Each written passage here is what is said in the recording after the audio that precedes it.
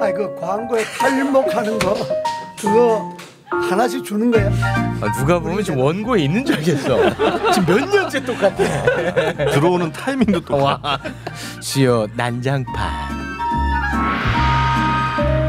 와 타이밍도 진짜 이 시그널하고 기가 막혀요. 신기합니다. 아 신기합니다. 그때 뭐 하는 시간인데? 자 이재호 건국대 석자 교수님 어서 오십시오.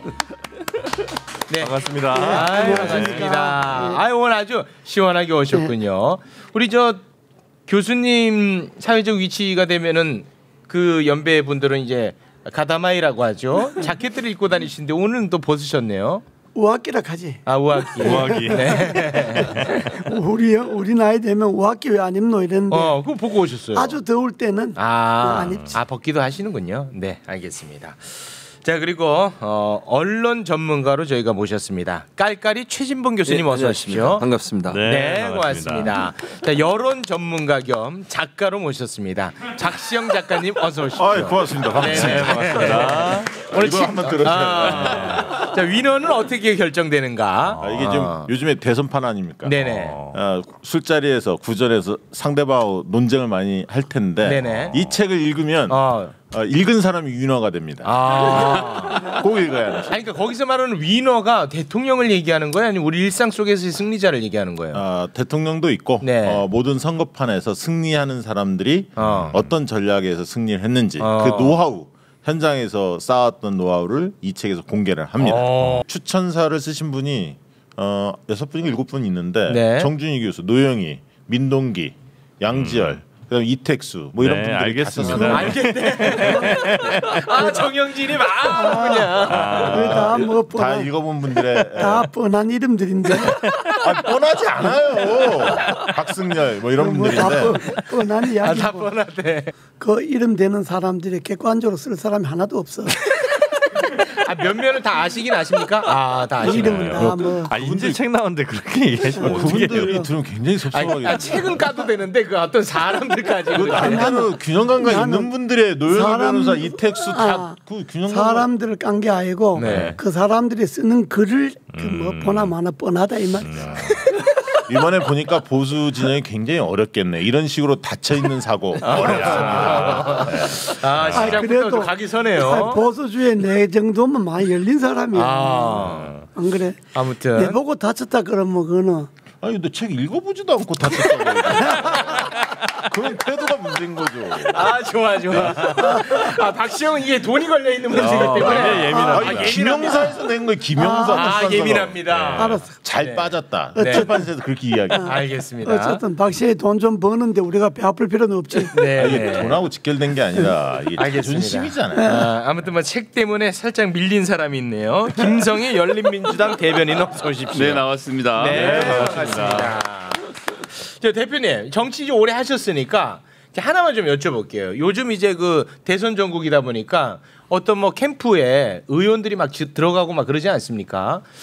제가 이제 궁금한 게 캠프에 들어갔습니다. 네.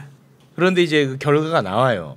그러면 이제 자당의 타 후보가 되는 것과 타당의 후보가 당선되는 것 뭐가 나에게 더 싫습니까? 타당의 후보가 되는 게 싫지. 진짜로? 다른 당의 후보가 되면 되겠어. 그렇습니까? 그럴 일도 없겠지만. 불이익도 그게 덜합니까? 그렇지.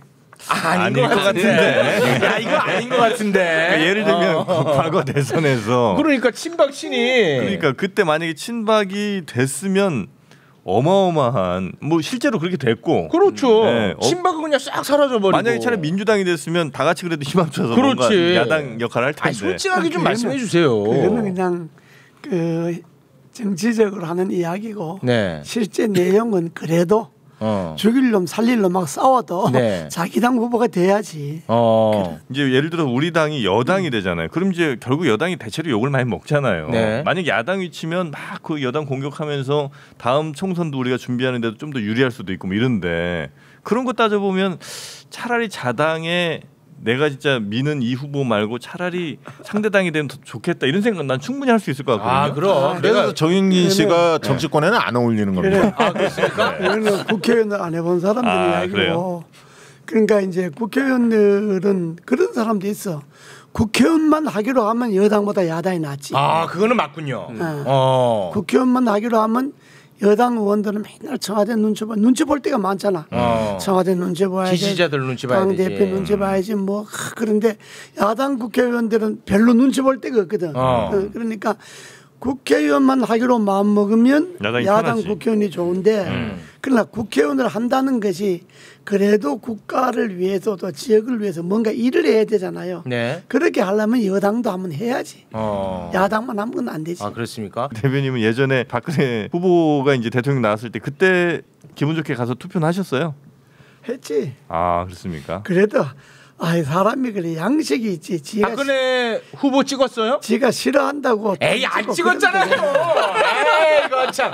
안 찍었잖아요. 그건 투표가 사후에도 비밀 아니요? 뭐 우리가 검증할 저쪽은 안 됩니다. 검증할 수는 없지만 사후에는 상관없습니다. 그래서 비밀 투표라 하는 게 할 때도 비밀이지만은 하고 나서도 내가 누구 찍었다 이야기하면 안 되는 거 아니에요? 아니죠. 그렇지 않고 이제 비밀 투표의 의미는 남이 상대방이 투표한 것을 알아낼 수 없다는 비밀인 거고 제가 공개하고 싶으면 공개하는 거죠. 예를 들어 저는 문재인 후보를 찍었습니다라고 말할 수 있는 것이고요. 예, 이재호 대표님도 나는 박근혜 찍었어 이렇게 말씀하셔도 뭐 아무 문제 없는 거 아니에요. 말씀이 긴 걸 보니까 안 찍었어. 안 찍은 게 맞아. 이건 확실해. 이건 확실해. 같은 당인데 찍어야지. 아니, 안 찍으셨잖아요. 그 지금 걸릴까봐 지금 비밀 맞냐고. 찍어 야지까지만 가셨어요. 찍어야 되는데. 아니, 그러면 투표장에 안 나가신 거예요? 갔지. 그러면 간건 확실해. 안 가면 편하는데 그럼 문재인 후보 찍은 거예요? 문재인 후보를 찍었어요? 그래도 같은 당 찍어야. 거짓말 마요. 에이. 그래. 투표용지 찢어졌죠. 중간에 찍은 거 아니야? 선 중간에. 내가 볼 때 박근혜 긋고 이명박 쓰고 거기다 딱. 우리가 무효표 한번 재검표를 해봐야겠는데. 대표님. 굉장히 순수합니다. 그건 비밀 투표야. 비밀 투표. 충분히 근데 이해는 돼. 이해되지. 이해돼. 아니, 다른 사람은 이해하지 못하지만 그럼. 대표님은 이해합니다. 왜냐면 고초를 또 그럼. 겪으셨으니까. 석방 곧 될 사람인데 자꾸 이야기하면 되나? 석방 되나요? 해야지 안 하면 되겠어. 그러면은 저 박근혜 전 대통령만 석방돼도 괜찮습니까? 너무 질문 잔인한 거 아니요? 아니, 질문의 흐름이 그렇잖아. 정치라는 게 그런 게 아니지. 그런 건 아닙니까? 하려면 두 분 다, 안 하려면 두 분 다 안 하는 걸로. 두 분 다 안 하면 안 되고 두 분 다 해야지. 그 어찌됐든 세트로 가는 거는 맞는 겁니까? 그렇지. 세트로. 알겠습니다. 그 MB만 하는 건 그래도 받아들일 수는 있잖아요. 그건 받아들일 수 있지. 선배니까. 그건 받아들일 수 있지. MB만 하면 뭐 어쩔 수 없지만 그래도 그렇게 하면 안 되지. 어쩔 수는 없지만. 그렇게 해도 안 되지. 그렇게 하면 안 된다. 혹시 그 MB랑은 교류가 좀 있으십니까? 뭐 간접적으로나마. 가끔 이제 면회가 좀 코로나 때문에 한 달에 4번 하는데 네. 가족에 한해서 4번 하는데 네. 가족이 양보하면 한 번 갈 수 있지. 그러면 그 귀한 양보를 대표님이 받으시는 겁니까? 그 가족 이외에는 유일하게 4번만 가지. 다른 사람 원래 안 좋게 되면 잘 안 찾아요. 진짜 이거는 정말 우리가 인정해 드려야 돼요.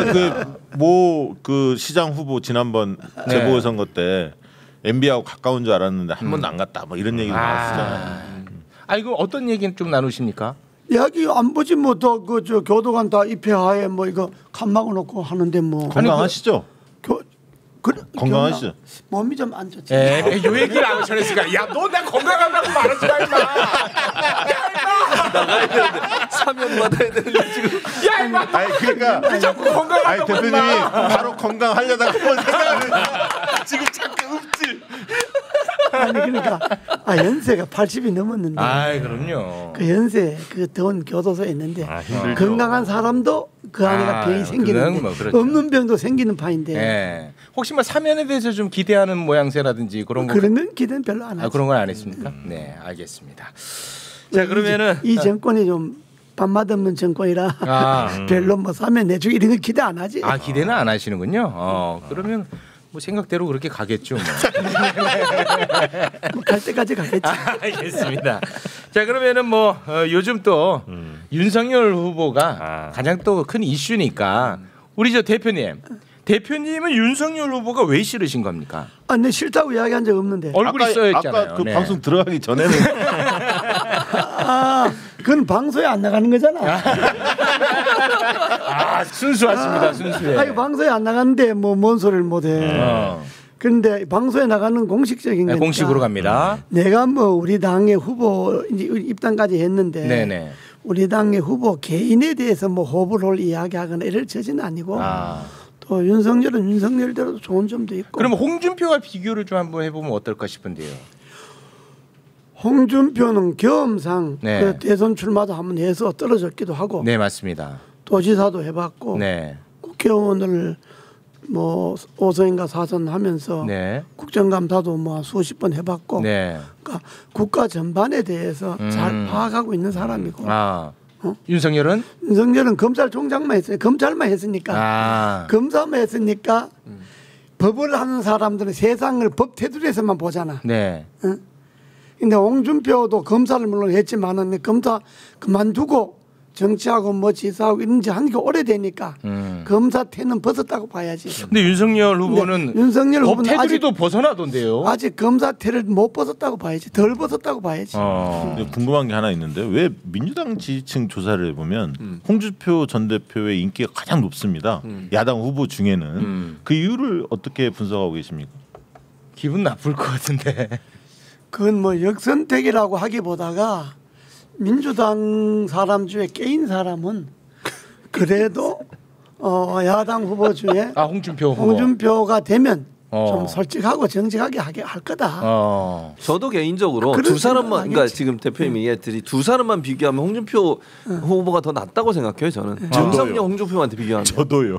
왜냐하면 윤석열 지금 후보 같은 경우에 뭐 말실수를 여러 번 하잖아요. 근데 저는 이게 실수가 아니라 본인의 능력이라고 생각해요. 자질이라고 생각하고. 그러니까 그런 말을 하는 거 뭐 지금 한두 가지가 아니잖아요. 120시간도 그렇고 밀란도 그렇고 뭐 어제도 계속 문제가 됐잖아요. 페미니즘. 지금 뭐 페미니즘이 뭐 건전한 남녀 교제의 방해거리가 된다는 얘기를 한다거나 아니면 부정식품 얘기를 한다고 이거는 사실 대통령 후보나 정치인이라면 할 수 없는 얘기거든요. 이걸 이런 말을 어떻게 할 수 있습니까? 그 중에서는 개인적으로 가장 충격이나 가장 문제가 된다고 가장 문제가 되는 부정식품이라고 생각해요. 아 그렇습니까? 그러니까 저소득층이나 어려운 사람들에 대한 공감이 전혀 안 되고 있어요. 그러니까 검사로서 하더라도 검사를 하더라도 그렇게 얘기하면 안 되는 거거든요. 부정식품이라는 개념 안에 두 가지 함께 들어있어요. 불량식품, 유해식품. 그걸 합쳐서 부정식품이라고 그래요. 법에 어긋나는 행동으로 음식을 만들어서 파는 거잖아요. 식품을. 네. 그거를 저소득층이 먹어도 된다? 그게 어떻게 가능한 얘기입니까? 대통령이 될 사람이. 근데 홍준표 대표는 그 정도는 아니잖아요. 물론 홍준표 대표가 뭐 말을 좀 세게 하고 많이 하셔서 그런 부분이 그거 모아서 한번 드릴까요? 아니 내 말은 두 사람만 그냥 단적으로 비교해 보면 제가 볼 때는 정치를 그래도 오래 한 홍준표 대표가 정치적으로서는 그런 부분들을 어느 정도 판단할 수 있는 능력을 갖고 있다고 생각하는데 윤석열 후보는 그런 능력이 아직 없다고 보여요. 저는 윤석열 후보 쭉 보면 그러니까 어제 제가 어디서 보고 깜짝 놀라서 이 말 정말 동의하게 됐는데 세상에서 책 한 권 읽은 사람이 책 한 권도 안 읽은 사람보다 더 위험한 가장 좋은 예를 보여주는 사람이 전 윤석열인 것 같아요. 그래서 저는 일단 읽지 않는 쪽이거든요. 뭐 차라리 그런 괜찮은데 밀턴 프리드만이 1980년에 낸 책을 그게 지금 40년 된 책 아닙니까? 네. 아직도 그 책을 인용해서 뭔가 자유를 얘기하고 뭐 자기 철학을 얘기한다는 게 대학교 때 읽은 책 그거 하나만 가지고 지금 살아가고 있다는 건데 그런 의미에서 부정식품 얘기도 나온 거고 그러니까 잘못된 식품을 먹을 자유 그다음에 노동시간을 내가 마음대로 누릴 자유 최저임금보다 낮게 받고도 어떻게든 취직할 자유 이런 것들을 보장해줘야 된다는 얘기는 그러니까 사법고시 합격해서 공무원으로 평생 지낸 사람은 모든 게 자유로웠을 거거든요. 그러니까 야 너도 자유 누려 이렇게 얘기를 하는 건데 야 세상 물정 이렇게 모르는 사람이 그냥 대통령 후보로 쑥 나와도 되는 건가? 또 문제지만 정말 너무 교양이 없어요. 너무. 변명을 다 할 건 아니지만은 네. 그 제일 지금 우리 최 교수 이야기했듯이 부정식품 그 발언은 그건 뭐 좋게 해석을 하면 없는 사람은 뭐 부정식품, 불량식품 따질 겠느냐, 뭐 우선 당장 먹고 살기가 급한데 하는 소위 없는 사람의 절박성을 이야기한다고 한 것이 그렇게 된 건데 그건 이해를 잘못된 거지. 잘못된 거. 깜짝. 나는 저 대표님도 떠내려가는 줄 알았어요. 아니, 네. 저는 대통령 후보라고 한다면 그런 절박성, 그러니까 부정식품을 먹을 수밖에 없는 형편에 몰렸으니 그러니까 우리가 증세를 하자, 복지를 하자, 뭐 이렇게까지 주장해 나갔어야지. 그냥 그렇게 하도록 우리가 규제를 풀어줄게. 아직도 검사 입장에서 내가 어디까지를 수사할지 범위를 가지고 지금 인터뷰를 하는 거예요. 본인이 의도는 없는 사람은 이것저것 안 따질 만큼 절박하다. 네. 절박하다. 이걸 강조하려고 한 건데 나 그러나 그걸 이해를 부적절. 없는 사람이라 해서 무조건 부적절. 불량식품이라도 먹어도 된다 이런 식으로 들려버리니까 그건 부적절. 떠내려갈 뻔해서 부적절로 가셔야 됩니다. 네, 떠내려가. 여론조사 상으로 보면 윤석열 후보가 남성층에는 강하고 여성층에 좀 약합니다. 그렇지 않던데 이번에는 그 전업주부에 굉장히 많이 그건 좀 튀는 조사라고 봐요. 그래요. 대충 큰 흐름은 남성층에 강하고 여성층에 약합니다. 그런데 이번 부정식품 발언은 여성층한테 굉장히 안 좋은, 더 안 좋은.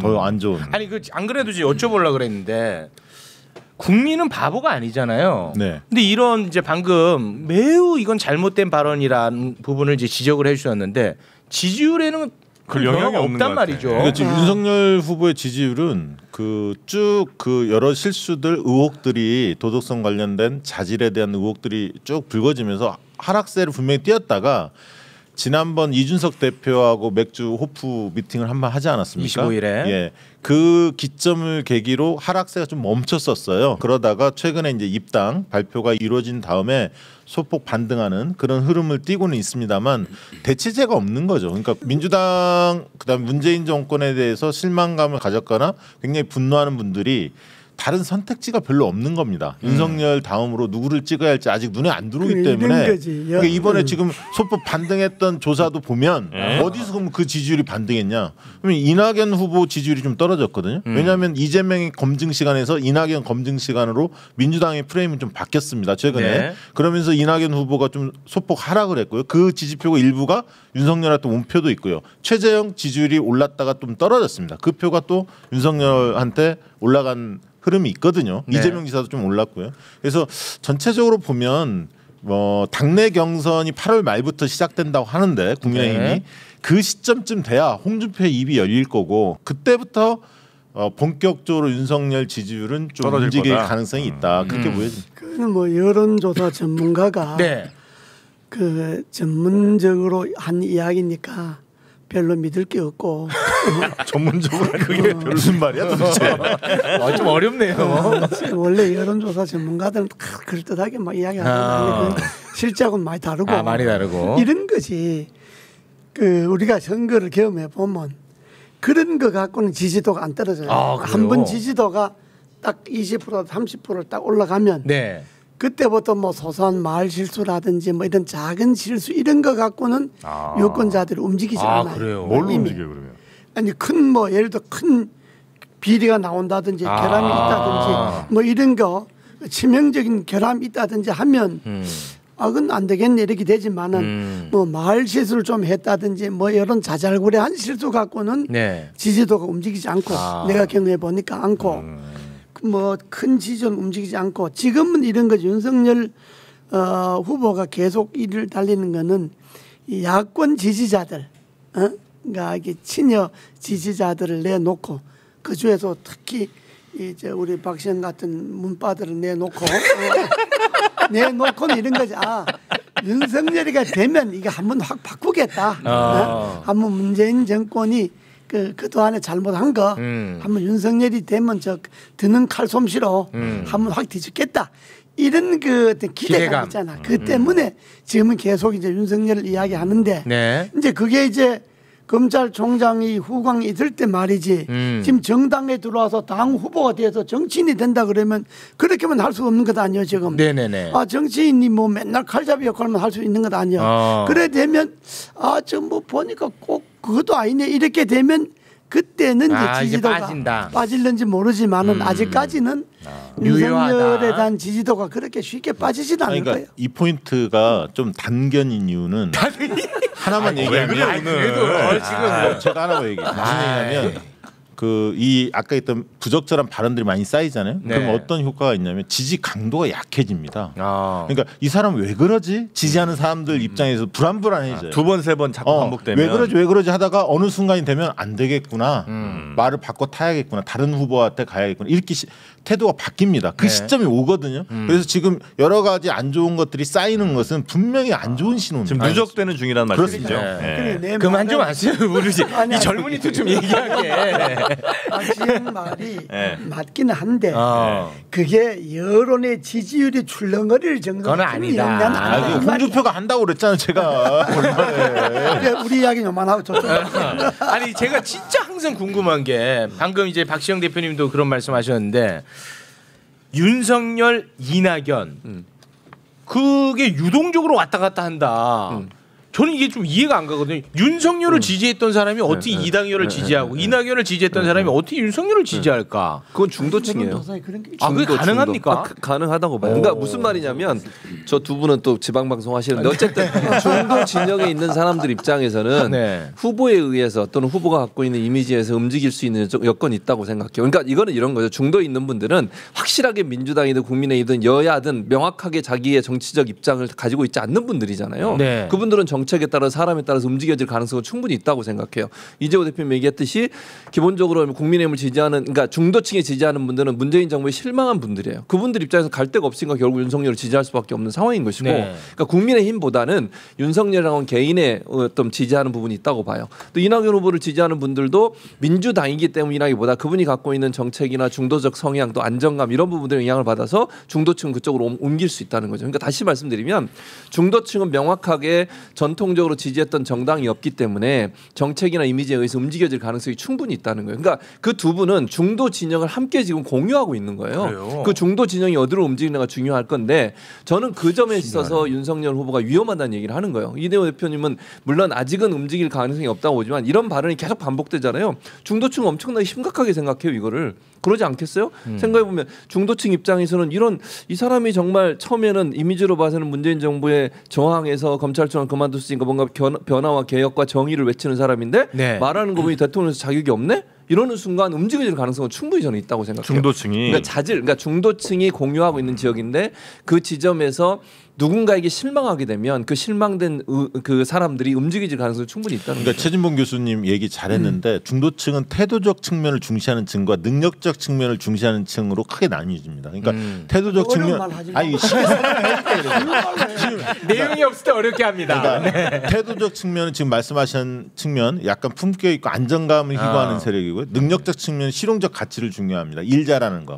그래서 중도층 분석하면 아까 이낙연, 윤석열 이런 분들 지지하는 층도 있지만 이재명 지지하는 층이 있죠. 그러니까 능력적 측면을 좀 높게 사는 층은 누가 잡아도 상관없고 일만 잘하면 좋아. 이 층은 이재명 쪽으로 좀 가는 것 같고요. 좀 안정감 있고 좀 점잖고 이런 부분은 이낙연 후보를 지지하는 층이 있고 그 두 가지가 다 있습니다. 그러니까 네. 이제 좌익 우익 정치를 자꾸 얘기를 해서 중도층이라는 게 좌와 우의 중간에 네. 있는 사람들을 중도층이라고 하는데 사실은 그렇지가 않습니다. 그러니까 이제 기본적으로 민주당을 좋아하는 사람들이 한 켠에 모여 있고 네. 이쪽에 또 국민의힘을 좋아하는 사람들이 모여 있는데 네. 이 사람들 이 바깥으로 잘 안 나가려고 그래요. 네. 그래서 이렇게 옮겨가는 것을 비윤리적인 행동이라고 자기들끼리는 생각을 해요. 근데 문제는 이 따로 있는 이 중도층이라는 그룹은 어떤 정당을 선택하는데 그것이 윤리적인 문제라고 보질 않습니다. 부동산 값이 올랐어? 기분 나빠. 나 문재인 싫어. 이렇게 되는 거지. 그 사람한테 가서 무슨 뭐 어떻게 국민의힘을 지지할 수 있느냐 이런 얘기 먹히지가 않는 거예요. 이 사람들이 보고 있다가 윤석열이 잘하는 것 같은데라고 윤석열에 가는 것은 그 사람이 나의 부동산에 대한 욕구를 채워줄 거라고 생각하고 간 건데 뭐 부정식품부터 시작해서 능력을 안 보여주니까 이거 안 되겠는데라고 이제 빠질 수 있는 가능성이 생기는 거거든요. 그래서 이 좌도 아니고 우도 아닌 제3지대에 있는 이 중도층 예를 들면 여기 앉아 계신 우리 정영진 MC 같은 경우 제가 이제 제 생각에는 제가 여태까지 본 바로는 난 민주당이나 국민의힘에 한 번도 소속감을 느껴보지 않으신 분일 거라고 생각을 하는데 그럴 경우에는 가정에도 소속감이 없어요. 네. 대단한 분입니다. 어디에도 소속되지 네, 않아요. 소속감이 없어요. 그럴 경우에는 이번 선거에서 나한테 무엇이 도움이 될까를 위주로 투표를 하는 거거든요. 그게 촛불의 본질 아닙니까? 이제 안 그런 사람들, 저 같은 사람들은 안 그런 사람들인 거고. 그래서 이런 분들의 경우에는 누구라도 선택할 수 있는데 그렇게 놓고 봤을 땐 윤석열 씨가 지난 한 달 동안 능력을 입증 못한 문제 때문에 이 사람들이 지금 빠질 때만 기다리고 있는 건데 네. 어디로 갈지를 방향을 못 정하는 거죠. 그러니까 지금 예. 정영진 처음으로 얘기하는 건데. 이거 좀 아세요. 조금 더 쉬어. 좀더 쉬어. 좀 원래 지금 두 분이 이야기하는 게 상당히 일리가 있는 이야기인데 이번 선거는요 문재인 정권 4년 동안에 지금 큰 진영 논리를 강조했기 때문에 진영이 다 갈라져 있어요. 그러니까 뭐 윤석열이나 뭐 이재명 이게 아니고 네. 오른쪽이냐 왼쪽이냐 이걸로 이미 굳어져 있기 때문에 네. 이 표는 거의 비슷비슷해요. 그런데 이번 대선을 좌우하는 거는 바로 좌나 우냐 이게 아니고 네. 이게 어느 것이 옳은 거냐 전 너무하지 않냐 부동산 값 올려놓고 그거 뭐 잘못했다 해야지 저걸 갖고 뭐 저렇게 말하는 것이 옳지 않지 않냐 이거는 좌우 개념을 떠나서 옳고 그름. 어느 게 바르냐 옳고 그름의 야 박시영이 옳고 그름이 아니라고 그랬는데. 그러니까 옳고 그름의 문제가 중도지 원래 중도라는 거는 저 불교에서 말하는 정도를 말하거든 바른 걸 말하거든 이게 가운데 이쪽도 저쪽도 아닌 중간을 말하는 게 아니고 어느 오름. 한쪽이 아니고 바른 거 그걸 중도라 그걸 이제 정도라 그런 건데 그러니까 좌냐 우냐가 문제가 아니고 네. 저게 옳으냐 그러냐 저게 바르냐 바르지 않느냐 이걸 생각하는 투표층들이 지금 이야기한 대로 뭐 자꾸 실수를 한다거나 뭐 말 실수를 한다거나 다 겹치면 생각이 달라질 수는 있지. 아 좀 믿었더니 저게 아닌데 이렇게 될 수가 있지. 알겠습니다. 그래서 이번 선거는 그만하세요. 양 진영의 문제가 아니라 그 알겠어요. 네. 중도층을 형성하고 있는 표가 어디로 가는 아니, 알겠어요. 어느 쪽이 그러니까 옳고 결국 이번 선거는 정영진 최욱이 정하는 거예요.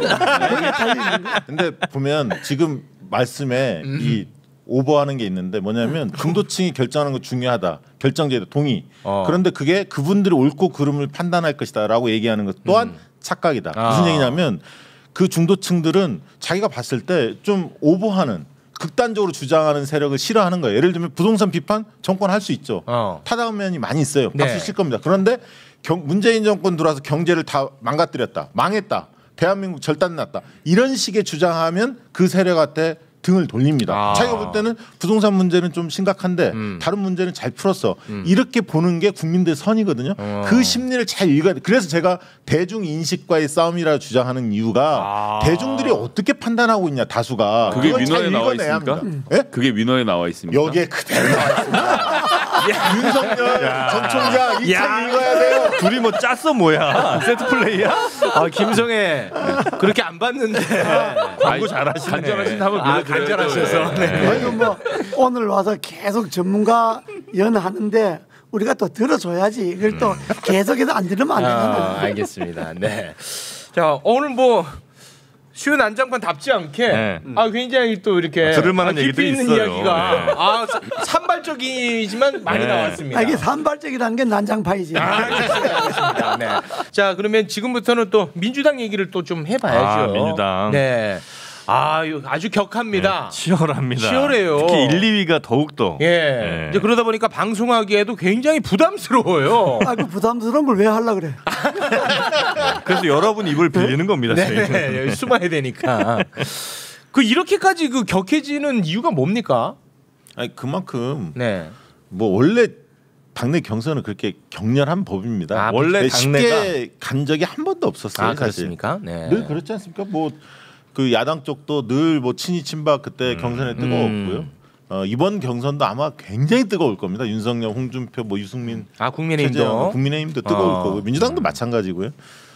진영 간의 이제 대결들이 더 가파르게 전개됐기 때문에 그쪽에서 어쨌든 본선 후보로 된다면 네. 여야 누구나 그 본선 승리가 절반은 확보된 셈이기 때문에 뜨거울 수밖에 없는데 일단은 컷오프 때까지는 관전 포인트는 뭐였냐면 이재명 검증 시간이었어요. 네. 그래서 이제 그런 부분에 있어서 이재명 지사가 답변을 과거의 스탠스와 좀 다르게 사이다 이런 스탠스를 취하다가 굉장히 수세적이고 그랬거든요. 그러다 보니까 이제 지지층이 많이 돌아섰죠. 네. 그래서 지지율이 빠졌고 그 다음에는 1위 후보한테 집중됐던 화살이 분산됩니다. 왜냐하면 이낙연 후보의 지지율이 급상승을 했기 때문에 당연히 이낙연 검증 시간을 옮겨갈 수밖에 없고 그 속에서 친노 친문 적자 논쟁도 있었고 호남 발언 관련해서 논쟁도 있었고 당대표 시절에 성과가 뭐 있었느냐 뭐 등등등등 탄핵과 관련된 이야기도 있었고 이런 과정을 겪으면서 가파르게 올랐던 이낙연 후보의 지지세가 꺾입니다. 최근에 좀 소폭 하락을 했거든요. 네. 그래서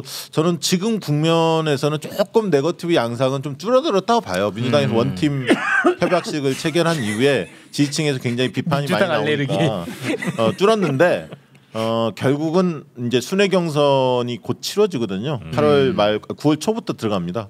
그래서 이제 마지막 지금 민주당의 이야기를 들어보면 TV 토론회를 굉장히 많이 한다고 그래요. 네. 그래서 토론회에서 불꽃이 좀 튀길 것 같긴 합니다만 저는 1위 이 후보가 지금 정도의 그 지지도를 가지고 순회 경선까지는 가지 않을까. 큰 변화 없이 그렇게 알겠습니다. 예측을 합니다. 그 언론 전문가 이제 토론 많이 한다고 했으니까 오로지 그냥 기능적으로 누가 토론을 제일 잘하고 있어요? 상당히 위험한 질문이시네요. 아니 그래서 기능적으로야. 기능적으로. 기능적으로. 그러니까 그것도 보는 관점에 따라 다를 것 같아요. 그러니까 어떤 방식으로 토론을 접근하느냐의 문제인데 요즘 보면 이재명 지사 같은 경우에는 이제 방식을 바꿨잖아요. 그러니까 예전에 이제 좀 수세적인 입장이었던 좀 더 공세적으로 나갔고 공격적으로 바뀌었어요. 근데 이낙연 후보 같은 경우는 아직도 계속 그 예전의 스탠스를 계속 취하고 있어요. 무슨 말이냐면 안정감 있게 가면서 본인이 직접 얘기를 안 해요. 항상 한 바퀴 돌려서 얘기를 하거든요. 그러니까 공격을 하더라도 이재명 기사는 좀 직설적으로 얘기한다면 이낙연 후보 입장에서는 약간 돌려서 기자들이 그렇게 썼을까요? 예컨대 이렇게 얘기를 하잖아요. 이제 그런 부분이 사실은 국민들이 좋아해. 그렇죠. 이제 그런 부분을 노리는 것 같아요. 그러니까 중도층에 있는 분들은 직접적인 공격보다는 뭔가 이제 그 점잖은 느낌, 점잖은 느낌이나 안정감을 준다는 개념인 것 같은데. 이낙연 후보가 토론 제일 잘한다. 아니 그건 아니고 왜냐면 이런 거예요. 아니 그렇잖아요. 그러니까 최진봉 교수는 한쪽으로 몰라 그래. 이재명 후보 같은 경우에는 원래 갖고 있던 이미지가 사실은 없어지면서 상당히 좀 떨어졌어요, 지지율이. 그걸 다시 회복하는 거니까 본인을 지지하는 지지층을 다시 끌어들이면서 뭔가 국민들한테 이재명 지사가 갖고 있었던 어떤 실행력이랄까 아니면 강한 이미지를 보여줘서 개혁적 성향을 갖고 있는 사람들 끌어모으는 데도 도움이 된다고 봐요. 그러니까 서로의 입장이 약간 다른 점에서 접근하고 있기 때문에 누가 잘한다고 단정적으로 얘기하기 좀 어려울 것 같습니다. 어렵다 한마디면 될 거를 그렇게 또 길게 하시네. 아니 이렇게 치열하게 싸우면 치열하게 싸우면 이게 당에 민주당에는 도움이 됩니까 아니면 그것도 마이너스입니까? 반반일 것 같아. 어떻습니까? 저 이제 최근에 경기도에서 100% 재난지원금 주겠다라고 선언했잖아요. 네. 그래서 이제 막 전면전으로 붙었단 말이에요. 네. 이런 건 다 도움이 된다고 봅니다. 민주당에게. 뭐 당에게도 도움이 되고 대선 후보들 사이에서도 그런 종류의 논쟁이 벌어지는 거는 뭐 바지 얘기, 백제 얘기보다 훨씬 더 업그레이드 된 얘기라서 이제 그런 얘기 좀 벗어날 때가 됐다라는 점에서는 이재명 후보가 일단 전선을 제대로 긋고 논쟁을 시작했고 다른 후보들도 여기 달라붙어서 네가 맞니 내가 맞니 하고 막 싸울 거 아닙니까? 네. 이런 싸움 막 해도 된다. 이런 건 좋다. 2007년에 이명박 박근혜 후보의 그 진실된 검증 공방 받고 나중에 돌이켜 보니까 단 하나도 거짓말이 없었잖아요. 예언서였죠. 그렇기 때문에 지금 MB는 조금만 다른 거 있었습니다. 예. 지금 하는 정도의 민주당 검증은 검증도 아니라고 생각해서 훨씬 더 치열하게 붙어도 된다라고 생각하는데 다만 절대 하지 말아야 될 거는 적통 논쟁. 그거 왜요? 그러니까 왜냐하면 이 내부에 있는 사람들끼리는 뭐 그런 일에 관심을 가질 수가 있는데 조금 전에 말한 이 바깥에 나간 중도층들이 보기엔 아니 그래서 뭐라는 거야 쟤네는. 그리고 내가 만며느리 이런 얘기 하는데요.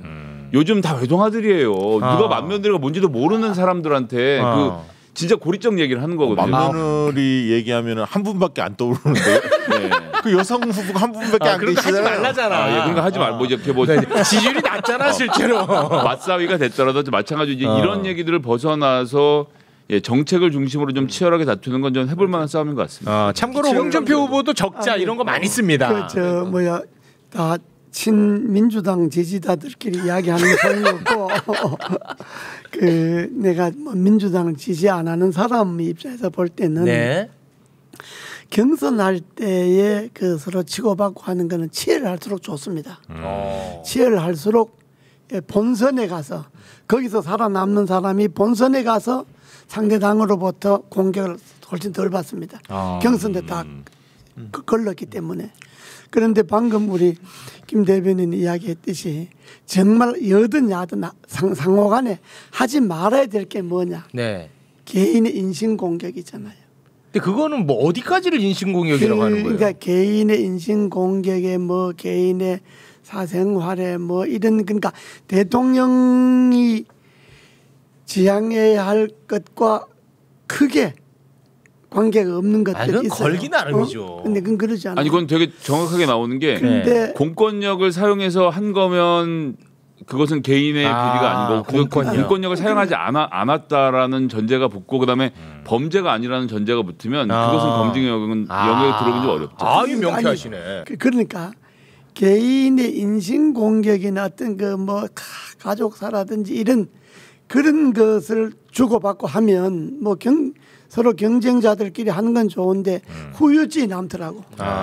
경선 근데 끝나고 나도 명확하게 뭐 구별된다고 하지만 개인사라고 해도 예를 들면 어떤 후보의 개인사 같은 경우는 공권력이 분명히 이쪽에서는 들어갔다 그러고 저쪽에서는 그건 공권력과 상관없는 정말 가정사다라고 얘기를 하는데 그건 뭐 검증하면 해보면 금방 아는데 그러니까 그걸 검증하다 또 하지 말라며. 하다 보면 이제 다 그거는 이렇게 뭐 서로 걸린다는 네거티브로 거죠. 하는 게 아니라 공권력을 사용했냐 안 했냐 하는 거는 그건 뭐 많이 드러날 수 있는 거니까 그거는 그런 거지. 이 후보들이 제일 염두에 두게 될 거는 경쟁도 중요하지만 후유증을 생각해야 돼. 어떠한 후보가 되면 안 된 사람들이 흔쾌하게 좋다, 졌다, 당신 밀어준다 이런 자세가 돼야지. 떨어진 사람들이 아이씨 내가 앉을 것 졌다든지 이렇게 하면 이 같이 경선했던 사람들이 흔쾌하게 밀어주질 않잖아요. 네네. 이것도 표에 영향이 가요. 그러니까 서로 경쟁하고 싸우긴 하되 네. 그 후유증을 남길 이야기는 안 합니다. 그러면 대표님 관점에서 지금 민주당 주자 중에 후유증을 남기는 쪽으로 자꾸 몰아가는 사람이 누굽니까? 뭐 사람들이 뭐 좀 언짢게 느낄 것도 있을는지 모르겠지만은 네. 우리가 참 그런 걸 많이 본 사람들은 뭐 크게 그럴 게 여든 없군요. 야든 지금까지 서로 주고받는 건 크게 뭐 흠잡을 게 없어요. 이 정도는. 네, 이 정도는 뭐 지금까지는 그 한동안 친문 뭐 비문 반문 이 구도로 가는 거 아니냐 이렇게 이제 밖에서 봤지만 네. 실제로 민주당의 선거판은 그렇게 흘러가고 있지는 않습니다. 무슨 얘기냐면 친노 친문 진영이 분화됐고 실제로 친노 친문의 적장자가 김경수 유시민이라고 봤을 때 네. 이낙연 정세균 후보가 그런 적장자 이미지는 없거든요. 아. 그렇기 때문에 지금 구도는 어떻게 보면 개혁 대 안정 네, 두 가지의 전선으로 가는 흐름이 있다. 선명한 개혁을 주장하는 이재명, 특히 이제 박주민, 이재정 이런 의원들이 결합을 해서 더 그 이미지 좀 강화됐고요. 네. 상대적으로 안정감 있는 이낙연 후보, 또 친문 의원들이 또 많이 결합도 했습니다만, 그래서 저는 그렇게 개혁대 안정 구도로 갈 것 같고 김성애 대변인께서 말씀하셨듯이 정책 논쟁으로 좀 가는 게 바람직하다 그렇게 보고 있습니다. 알겠습니다. 내가 보면 친문이다 뭐 적자다 뭐 아예 서자다 뭐 이런 거 하면 표 떨어집니다. 국민들은 그런 걸 제일 싫어하거든요. 김성애가 방금 얘기했고요. 바로 이야기했듯이 그 무슨 친문이다 반문이다 뭐 친문이 어디로 가냐 뭐 이런 거 자꾸 민주당에서 이야기하면요. 그건 일반적으로 표 떨어집니다. 그 과거 YS가 DJ를 대했던 것을 잘 아실 겁니다. 우리 대표님은 그때 이제 인신공격에 대한 YS의 입장이 있었거든. 그건 공격하지 마라. 그렇게 하지 않았습니까, YS가? 그렇죠. 네, 알겠습니다. 자, 그럼 끝으로 우리 저 대표님한테 하나만 여쭤보겠습니다. 그 윤석열 후보가 이준석 아까 많이 이야기했잖아요. 이준석 대표 좀 얘기 좀 하려고. 이준석 대표한테 뭐 사전에 얘기도 없이 이렇게 입당하지 않았습니까? 그 당내에서 그 어르신분들이 이준석 대표를 약간 좀 무시하는 경향성은 좀 있긴 합니까? 대표님도 약간 그런 거 같기도 하고. 아니 전화 한 통은 받으셨어요?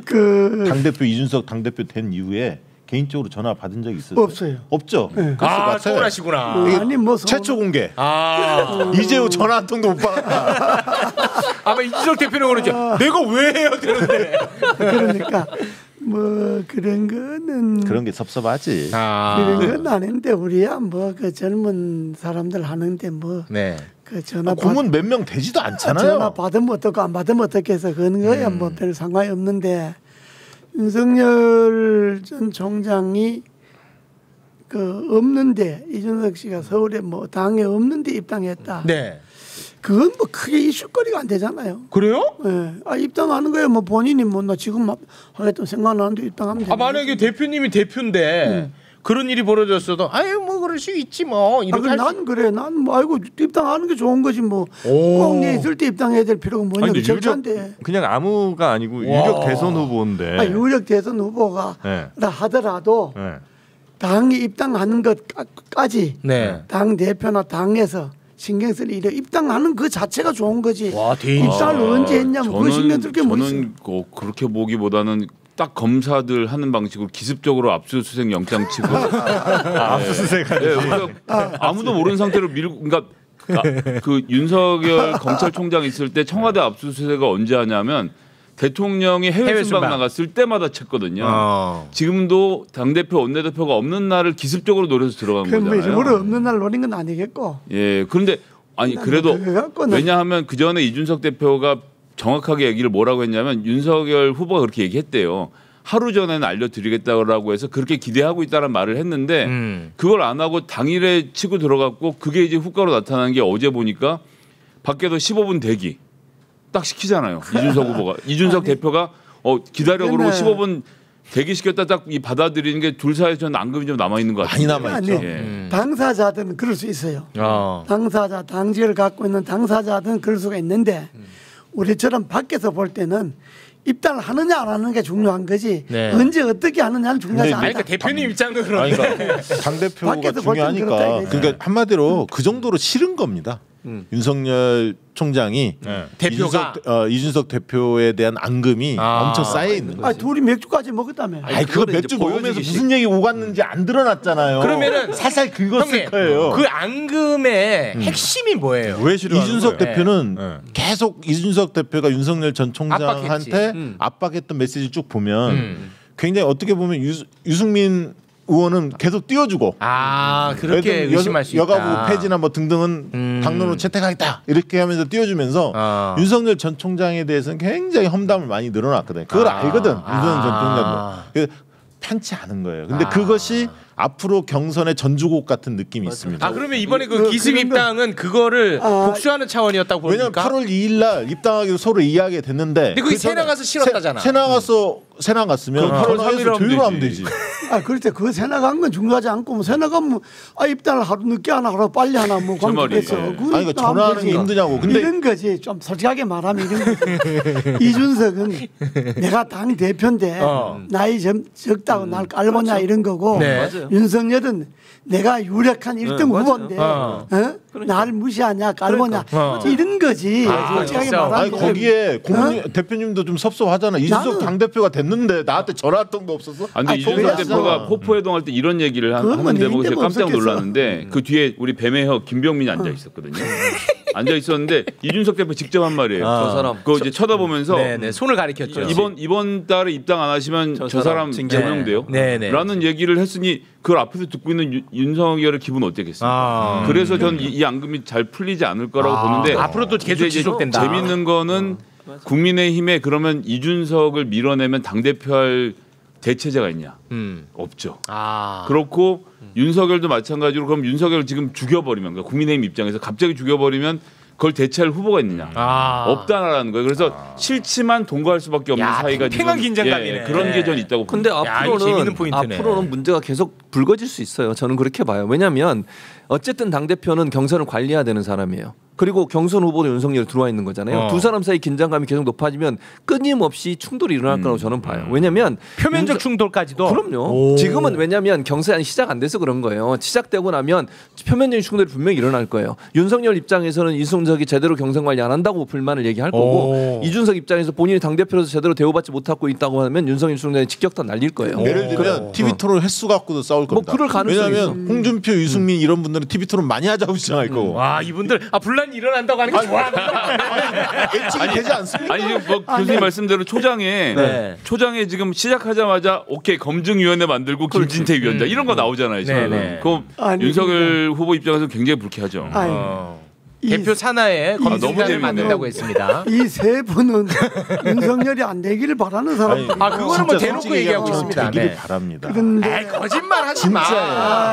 진짜예요. 이 책을 읽어보세요. 이 책을. 그건 책 팔려고 하는 소리고. 내가 객관적으로 이야기하면 선거 국면이 되면 당은 후보 우선입니다. 그렇죠. 당 대표가 자기가 후보의 우위에 서려 그러면 안 되고 좀 뭐 싫고 여러 가지 뭐 좀 기분 나쁘고 자존심 상한다 하더라도 후보를 우위에 두고 자기가 밑에서 심부름한다 이 생각을 가져야지. 당 대표가 내가 우위에 있고 후보는 당 대표가 마음대로 요리할 수 있다 이렇게 생각하면 안 돼요. 여든 야든 간에. 그 맞는 얘기인데 여든 야든 간에. 당 대표의 시간이 3개월이 남았습니다. 11월 달에 선출되거든요. 국민의힘 대선 후보가. 그리고 또 윤석열 후보가 앞서 있기 때문에 예우는 하겠지만 저는 디테일에 있어서 앞으로 아까 경선룰이나 이런 부분에 있어서 굉장히 마찰이 커질 수밖에 없죠. 저는 이제 윤석열 후보가 안 되길 바라는 거 아니냐라고 말씀하시는데 그런 차원의 문제가 아니고요. 저는 예측 가능한 정치를 해야 된다라고 생각하는데 그런 측면에서는 국민의힘에서 정치적으로 훈련되고 단련된 사람이 대권 후보로 나와서 붙는 게 마땅하다고 생각해요. 그래서 그것이 홍준표 후보가 됐든 아니면 오세훈 후보가 뭐 출마할지 모르지만 유승민 후보 이런 분들이 대선 후보가 돼서 예측 가능한 정치를 해야 대한민국의 정치 한 단계 발전하는 거지. 어디서 갑자기 나온 사람이 그냥 지지율 하나만 놓고 대통령이 되는 게 이게 지금 정상적인 선거라고 보기는 어렵지 않겠냐는 측면에서 전 이 윤석열 후보의 등장을 탐탁지 않게 생각하는 거라는 건 좀 말씀드리고 싶습니다. 마지막으로 하나만 더 얘기하면 지금 대표님 말씀하신 것처럼 원래 대표가 그렇게 해야 돼요. 그러니까 경선 과정이나 이제 대선 후보가 정해지면 대선 후보 위주로 가야 되는 거잖아요. 근데 문제는 이준석 대표가 본인이 자꾸 드러나는 모습을 좋아하시고 또 인터뷰하는 걸 너무너무 좋아해요. 그게 저는 문제. 황유호 대표 같은 경우는 예전에 안 그랬잖아요. 그러니까 대선 후보가 계속 뜨여지는 건데 이준석 대표 같은 경우는 본인이 나서길 좋아하니까 충돌이 일어날 수 있는. 근데 왜 이재호 대표님한테 전화 한 통 안 하는 거예요? 왜 일부러 부추겨? 아니 그 이해가 안 가서. 아니, 왜 자꾸 부추기냐고? 아니 나서기 좋아한다며. 아니 대표님 가뜩이나 지금 그 자체가 수치스럽습니다. 아니 왜 자꾸 부추깁니까? 홍준표 전 대표한테 마음이 없어서 이재호 고문님한테 전화를 안 하는 거예요. 그만. 저는 그 생각까지 듭니다. 아니 지금 대표님 지금 입장 난처하게 자꾸 그러시니까. 전화 걸 때가 많겠지. 아유 제 서운한 걸 아주 대놓고 표하십니다. 눈가가 촉촉해지십니다. 아유 참 못됐어. 알겠습니다. 끝으로 밸런스 게임 하나 하면서 마무리를 짓겠습니다. 최진범 교수님, 누가 더 싫습니까? 윤석열, 이준석. 이준석.